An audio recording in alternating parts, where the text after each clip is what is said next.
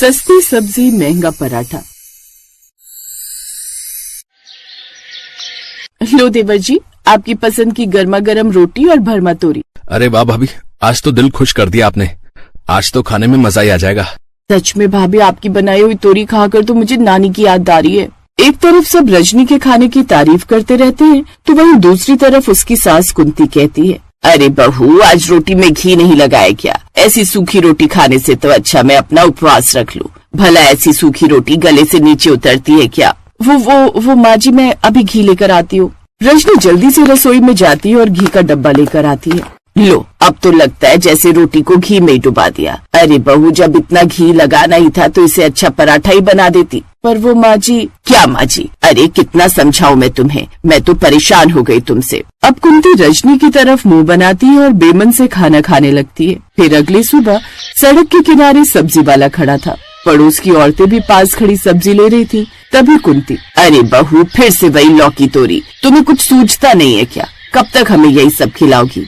पर माँ जी, ये सब सब्जियाँ हमारी सेहत के लिए अच्छी होती हैं। कभी कभी स्वाद भी देखा जाता है। क्या तू सिर्फ यही सब्जियाँ खिलाती रहेगी? चलो अंदर आकर कुछ अच्छा सा बनाकर खिलाओ। ये सब देखकर सब्जी वाला और सभी औरतें रजनी पर हंसने लगते हैं और रजनी मुंह लटकाकर घर के अंदर रसोई में आ जाती है। फिर उसकी ननद आकर उसे कहती है, भाभी, लौकी तोरी से माँ को कुछ बीमारी है क्या? शायद, क्योंकि आज भी मुझे सबके सामने खरी खोटी सुनाने लगी। कोई नहीं भाभी, अगली बार से खाना माँ से पूछ कर ही बनाना कि माँ जी सब्जी बनाओ या गुलाब जामुन तल दूं। ये कहकर दोनों ननद भाभी हंसने लगती हैं और रजनी रसोई में सब्जी काटने लगती है। तभी कुंती अंदर आती है। बहू, तू फिर ये सब्जी काटने लगी? तुझे बोला था ना कुछ अच्छा सा बना। आप ही बता दो माँ जी, अच्छा सा क्या बनाऊं? मुझे नाश्ते में बढ़िया से पराठे बनाकर खिला। रजनी कुंती के कहने पर गोभी के पराठे बनाती है। फिर नाश्ते में सबके लिए गर्मा गर्म गोभी के पराठे परोसती है, जिन्हें देख कुंती कहती है, फिर गोभी के पराठे? क्या पूरी दुनिया में सिर्फ यही पराठे बचे हैं क्या? वो माँ जी,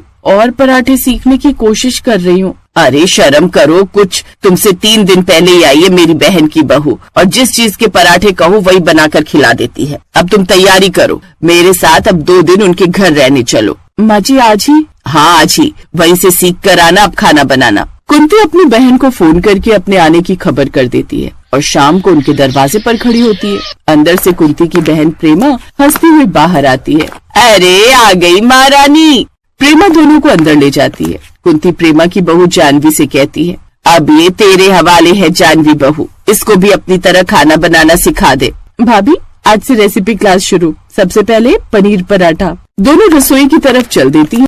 तभी जानवी रजनी को तसल्ली देती हुई कहती है, अरे यहाँ कोई परफेक्ट नहीं है भाभी, सभी लोग एक जैसे ही हैं। अरे पर माँ जी के तानों से ना डर लगने लगा है। ये कहकर दोनों हंस पड़ती हैं और जानवी रजनी को सब चीजों के पराठे बनाने सिखा देती है।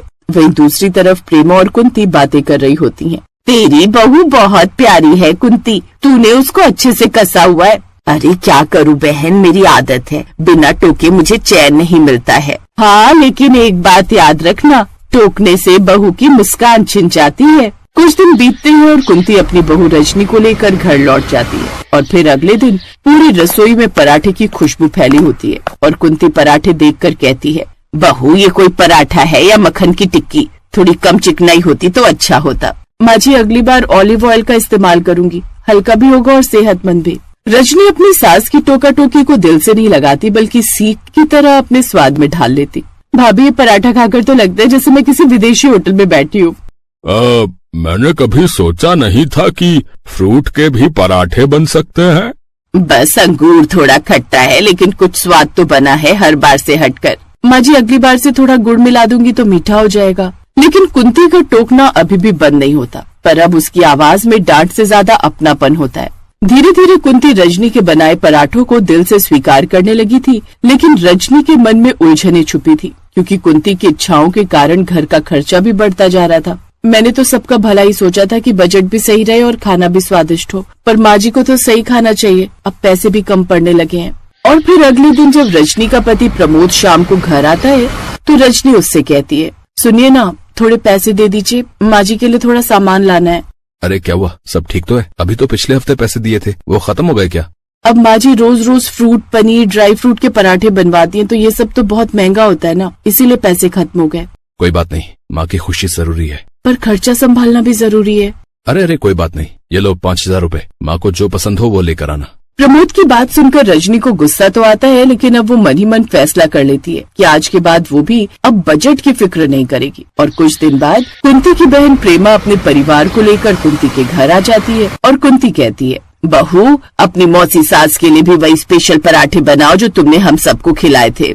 जी माँ जी, अभी बनाती हूँ। रजनी रसोई में जाती है और अन्य सामग्री से पराठे बनाने शुरू करती है। तभी उनकी खुशबू लेते हुए प्रेमा कुंती से कहती है, अरे वाह कुंती, तेरी बहू के पराठे की खुशबू तो दूर तक जा रही है। आखिर मेरी बहू है तो खुशबू क्यों नहीं दूर तक जाएगी। 3 दिन तक रजनी सबको नए नए तरीके के पराठे बनाकर खिलाती रहती थी, जिसमें 3 दिन में ही रजनी ने 8,000 का सामान खर्च कर दिया, जो प्रमोद ने रजनी को महीने भर के खर्च के लिए दिए थे। प्रेमा का परिवार विदा हो जाता है और घर में फिर से पुराने दिन लौट आते हैं। और फिर अगले दिन रजनी प्रमोद से कहती है, आपने जो पैसे दिए थे वो पैसे खत्म हो गए, मुझे पैसे दे दो, कुछ सामान लाना है। ये सुनकर प्रमोद हैरान हो जाता है और रजनी से कहता है, क्या इतनी जल्दी, कहाँ खर्च कर दिए भाई? माँ जी के कहने पर ड्राई फ्रूट और महंगे फल और पनीर डेली आता है। ये सुनकर प्रमोद को थोड़ी हैरानी तो होती है, लेकिन वो बिना कुछ बोले रजनी को पैसे दे देता है।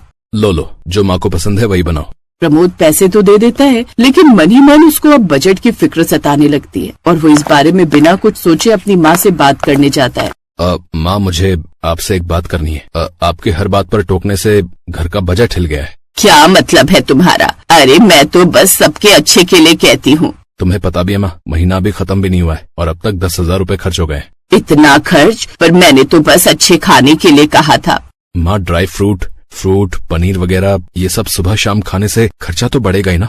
ठीक है बेटा, तुम चिंता मत करो, मैं बहू से बात करती हूँ। कुंती का रवैया अब सख्त नहीं मुलायम था। अगले दिन कुंती रसोई में जाकर रजनी से पहली बार मीठी आवाज में कहती है, बहू वो कल की सब्जी तुमने तोरी की बहुत स्वादिष्ट बनाई थी। कुंती को ऐसा कहते देख रजनी एकदम चौंक जाती है और कहती है, धन्यवाद माँ जी। वैसे भी बहू तू तो हर काम सलीके से करती है, खाना बनाने में तो कमाल है एकदम। लेकिन तू जानती है ना, सस्ती सब्जी और महंगा पराठा पड़ता है, इसलिए अब से तू पराठे की जगह सब्जी रोटी बनाए कर। वैसे भी पराठों में घी तेल का खर्चा और ऊपर से बीमारियों को न्योता देने वाली बात है, इसलिए तू रोटी सब्जी बना। सच में माँ जी? और हाँ, अब से ड्राई फ्रूट, आलू, पनीर, गोभी, मूली के पराठे बनाती हो ना, उनको अब हफ्ते में एक बार ही बना दिया करो बस। सब्जी दाल में जो स्वाद है वो पराठों में कहाँ। जी माँ जी। ये कहकर कुंती का मुंह शर्म से लटक जाता है और रजनी सब कुछ समझ जाती है। आखिरकार आज आ ही गया ऊंट पहाड़ के नीचे। अब से कुंती ने रजनी को टोकना छोड़ दिया और दोनों के रिश्ते में एक नई दस्तक हुई और अब से सब लोग खुशी खुशी रहने लगे।